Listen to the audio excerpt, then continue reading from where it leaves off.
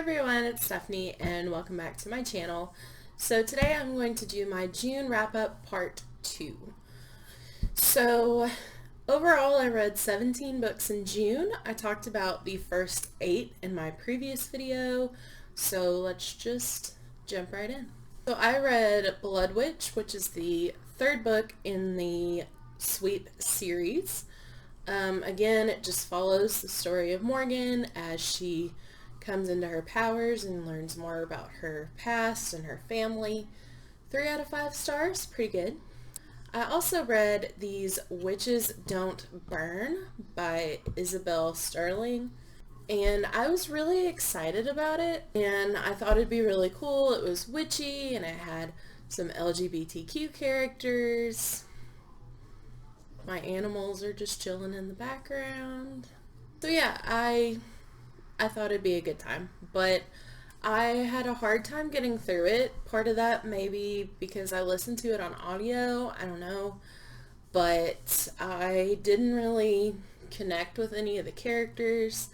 I didn't feel like the storyline was really something new, and really it just reminded me of the Sweep series, which is why I've been kind of rereading them, because I did enjoy those when I was a teenager.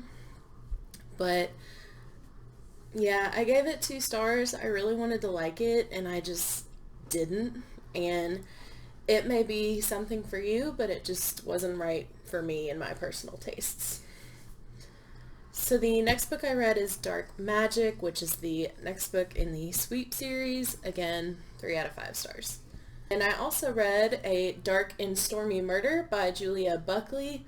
This is the first book in the Writer's Apprentice mystery series, and this was the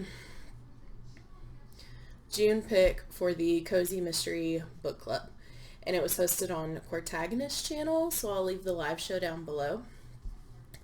But overall, I really liked this. It follows the story of Lena London, and she gets a job working with her favorite author of all time. Hi, Lucy. Hey, little bit. Hi. Do you have anything to add? No? Okay. Yeah. Anyway, she gets a job working with her favorite author of all time. She's going to be a ghostwriter, and while she is there in this really cool gothic house, a body turns up, and she gets involved and tries to figure out who did it, because it might be someone that she has befriended in town. So I thought this was really fun. It felt like a cozy mystery, but only just. It felt like a real murder mystery, gothic murder mystery, and I thought the characters were really great. She has a cat named Lestrade, and then there are 2 dogs, German Shepherds, that her boss Camilla owns, and the plot is just so much deeper than just a murder investigation.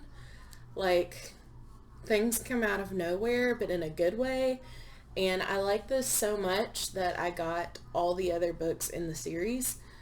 So I'm really excited to finish this. So I gave it 4 out of 5 stars. A whole lot of fun to read. Next, I read Awakening by Kate Tiernan. This is the next book in the Sweep series, and I gave it 3 out of 5 stars. It's pretty good. Kind of burnt out on the Sweep series now. I have fulfilled my nostalgia from my teenage years, and I am done. And next I read Live and Let Chai by Bree Baker. This is the first book in the Seaside Cafe mystery series. And this follows the story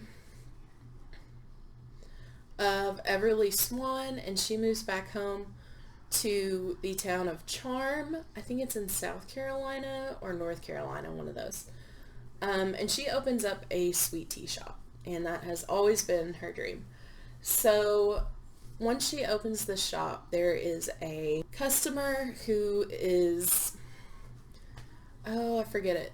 He's very involved in the community, and he's on a lot of the boards in the community, and he wants to know every single ingredient in every single one of her teas and things she offers, and a lot of them are family secrets, so she doesn't give it to them.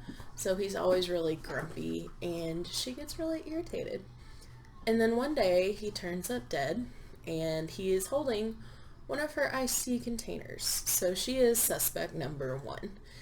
And because she has come back after leaving Charm, the town really rallies around the idea that she probably is the murderer. So she gets involved to try to clear her own name and figure out who actually murdered this grumpy customer. And I thought this was a lot of fun. I really liked the atmosphere of Charm, and I loved her description of all the teas. Normally, I'm not a sweet tea person, but a lot of hers are like flavorful. Like she has, I think it's a peach ginger, which sounded really good. And then in the back, she has recipes. So like summer strawberry and peach tea, iced chai latte. I love chai. Cucumber sandwiches, like all sorts of fun stuff. So I'm excited to get into the next book, and I gave this one a 4 out of 5 stars. Next, I read Freezer I'll Shoot by Victoria Hamilton. This is the third book in the Vintage Kitchen Mystery series. This follows Jamie Layton, and she is trying to get away from her mother and her family, so she goes on a little retreat to Heartbreak Island at the family cottage, and while she's there, she wants to write an article about the local restaurant, the Ice House. The Ice House is owned by a brother and sister, Ruby and Garrett, and they become close friends with Jamie. And one night, while Jamie is up late working on her article, she hears a lot of commotion and comes out and discovers the body of a man who actually has had an ongoing feud with Ruby and Garrett. Jamie gets involved because she wants to prove her friend's innocence and figure out who actually killed this man. So I gave this one 3 stars. I enjoyed it. It wasn't my favorite in the Vintage Kitchen series, but it was still a lot of fun, and I love her little dog Hoppy, and it was a good time, so I'm definitely going to continue with the series. Next, I read Siege and Storm by Leigh Bardugo. This is my second time to read this. I'm rereading all of the Grisha books so that I can finally read King of Scars, because I'm so behind. But this continues the story of Alina and Mal, and Alina is still learning about her Grisha powers and so on and so forth. It's a sequel, so I don't want to give that much away. I didn't like this one as much as Shadow and Bone, because I feel like it kind of suffers from middle book syndrome. So it starts off strong, and then it kind of dips in the middle, but then rising action, and then the end, cliffhanger. But I did get introduced to my very, very favorite character in the series, Nikolai. We get introduced to him in this book, and he just captures your heart, and I love him. So I'm really excited to finally get to King of Scars, which supposedly has his character. And finally, I read Ruinin Rising by Leigh Bardugo. This is the third and final book in the Grishaverse trilogy. And yeah, I don't really want to say too much because it'll spoil it. I will say I did not like my reread of this series as much as I did the first time. The first time I read them, I just flew through them, and I loved them, and I gave them all 5 out of 5 stars. And this time, now that I already knew what happened, I think I was reading more critically. So while I did really enjoy the stories, there were some problems. You can tell that it's Leigh's first book series. So I gave all of these 4 out of 5 stars. So I still really, really enjoyed them. They just weren't as exciting as the first time I read them. So that is my June wrap up. Overall, it was a fairly good reading month.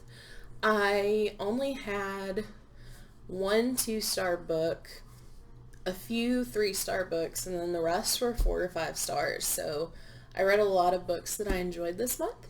I also slightly participated in the Summerathon, which was June 21st to 27th, and the Golden Girls Readathon, which was June 1st to 30th, and